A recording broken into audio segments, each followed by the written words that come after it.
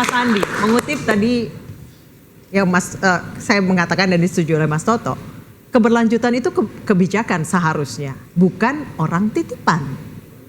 Ya, jadi begini, kalau kita melihat kalau gayanya Mas Toto kan begitu gitu. Tapi kalau kita lihat, iya biasa kan. Biasa. Dan ini keberlanjutan dari program-program ya. Kalau kita lihat ya, fokusnya dari Pak Jokowi itu kan bagaimana infrastruktur itu dibangun dengan bagusnya ya dan dirasakan oleh masyarakat. Tapi kan sekarang budgetnya banyak dikurangi. Kemudian, tunggu dulu nih belum selesai. Yang dilanjutkan dari itu, nanti deh, saya dari infrastruktur itu ya. Kemudian dia fokus sekarang oleh Pak Prabowo dari SDM, sumber daya manusianya. Makanya dengan ada program MBG itu yang di dalam Asta Cita itu, ada program ketahanan pangan itu. Sekarang ya, kita sudah masuk swasembada pangan.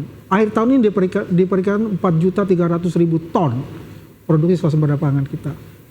Bulan ini saja sudah masuk 3 juta lebih. Oke. Ya, artinya begini Mbak Nisa, sebentar Mbak Nisa. Ini program yang harus saya jelaskan. Keberhasilan dari Pak Prabowo untuk ketahanan pangan. Sekarang dulu kita impor ya dari Kamboja, dari Vietnam. Kamboja sekarang bingung. Ya, Malaysia juga udah bingung karena dia nggak punya sekarang, dia mau impor dari kita. Kebalikan. Maksudnya kegagalan dari masa rezim sebelum ya? Kenapa? Kegagalan dari rezim sebelum maksudnya. Bagaimana bilang kegagalan? Ini masing-masing, ya masing-masing ini kan mempunyai legasinya gitu loh. Legasinya Pak Jokowi dengan infrastruktur yang ada, ya. Nah sekarang legasi beliau dari Pak Prabowo ini kan adalah bagaimana meningkatkan kesejahteraan masyarakat ini dalam SDM-nya. Kan kalau IQ kita kemarin 78, mudah-mudahan IQ kita bisa lebih dari 100 dengan MBG itu. Kamboja itu 90. Dia punya IQ-nya, standarnya. Nah ini kita kejar untuk itu dengan program MBG ini kan. Jadi inilah program genuine dari Pak Prabowo untuk bangsa Indonesia itu. Oke, jadi dari infrastruktur beralih ke infrastruktur jalan, fisik ke manusia, pembangunan manusia. Ya, gitu. Jadi legacy ya masing-masing ini presiden punya legasinya gitu loh ya. Jadi Pak Prabowo ini dengan Asta Citanya yang focusingnya itu bagaimana meningkatkan SDM Indonesia. Oke, Mas Ubed, ya. setuju? Saya kira ya argumen itu bisa dibenarkan bahwa memang Prabowo mau menunjukkan ada fokus yang berbeda, ya. Terutama dalam soal tadi ya makan bergizi gratis itu. Tetapi saya cermati bahwa kita belum membedah tuh seberapa besar keberhasilan MBG itu, lalu aktor-aktor di belakang proses pengadaan barang dan jasa MBG itu siapa? Kalau kemudian dibedah dianalisis, ternyata memang banyak jaringan rezim sebelumnya. Artinya, gimana? Ya, ternyata memang banyak jaringan rezim sebelumnya yang melakukan yang mendapatkan proyek-proyek itu. Banyak nepo-nepo baby. Ya, kira-kira begitu. Itu artinya menguatkan argumen Mas Toto semesem. Yang menguatkan argumen dia ini nggak sepakat berdua ini. Dari dua kubu berbeda ini. Belum dibedah kan itu. Karena itu menguatkan argumen bahwa bisa jadi program MBG itu dibolehkan, dibenarkan atau disetujui oleh kubu Jokowi dengan syarat-syarat tertentu di mana barisan Jokowi mendapatkan benefit dari kebijakan. Loh, seharusnya itu kan tidak butuh persetujuan Jokowi, itu Pak Jokowi sudah tidak menjabat lagi. Kita mau mengatakan bahwa jika kemudian mereka berdua bestie, maka seluruh agenda-agenda pemerintahan itu pasti didialogkan dong dengan koalisinya kan, itu logis. Dia tanya ke partai lain, dia tanya ke pemimpin koalisi yang non Prabowo dan seterusnya. Maka hampir seluruh program yang disetujui itu tidak mungkin sendiri dilakukan oleh Prabowo, tapi atas persetujuan yang lain. Karena di situ ada benefit politik, ada benefit yang lain kan dalam proses pengadaan barang dan seterusnya.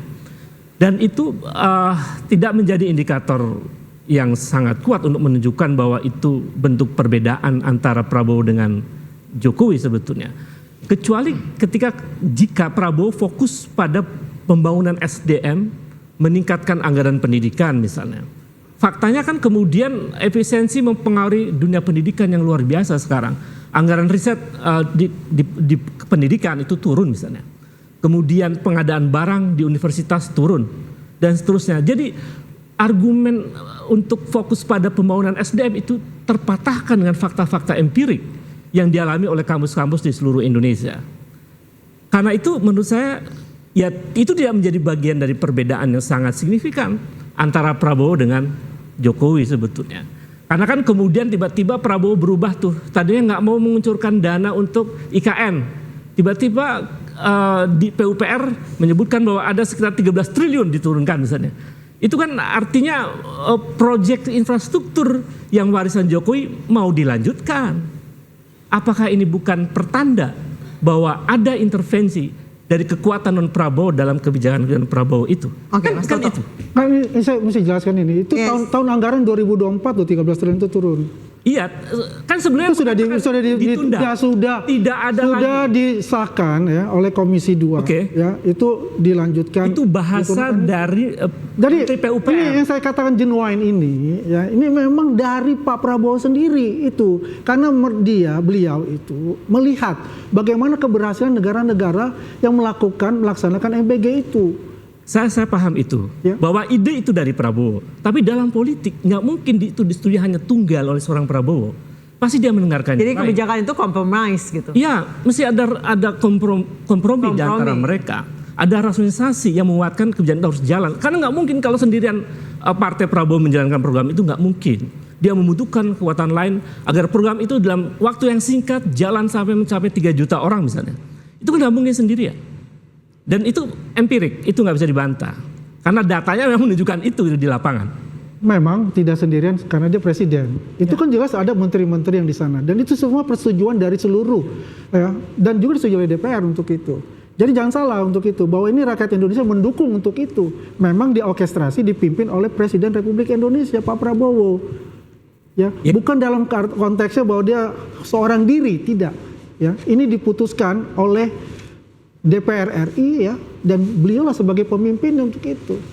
Dan Ya. ini benar-benar genuine ya, tidak ada lagi unsur-unsur yang arti nama dari presiden sebelumnya. Ya. Toto silakan.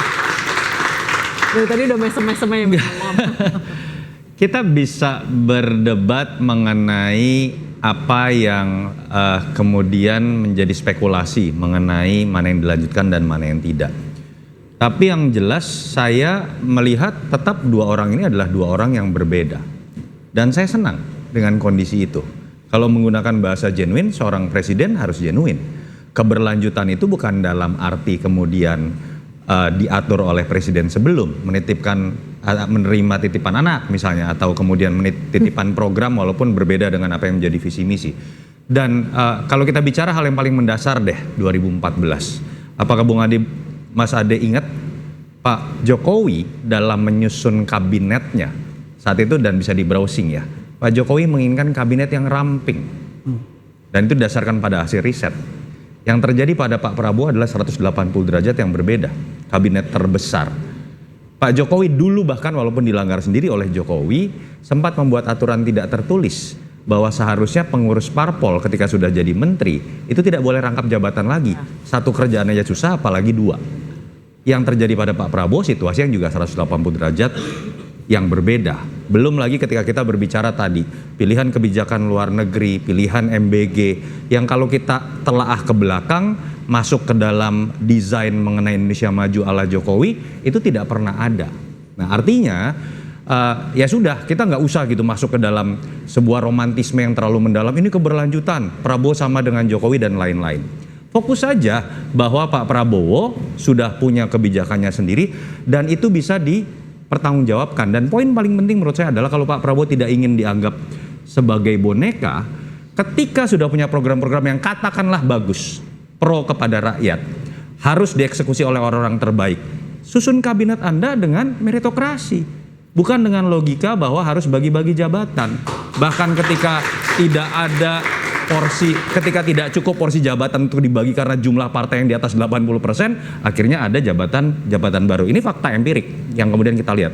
Jadi saya sih tidak takut bahwa Pak Prabowo menjadi boneka Jokowi. Saya percaya Pak Prabowo akan menjadi Prabowo yang akan memimpin dengan sendirinya, dan Pak Jokowi akan jadi pensiunan politik walaupun besti, katakanlah seperti itu. Tetapi kritik terhadap Pak Prabowo adalah dia bisa dianggap menjadi boneka kalau kemudian penilaian terhadap kabinet bukan didasarkan pada aspek meritokrasi, tapi hanya kepada aspek loyalitas dukungan politik. Dan itu yang sekarang menurut saya masih terjadi dan menjadi kritik utama. Oke, nanti usai jeda saya akan bertanya pendapat Mas Ade, terus saya akan kembali.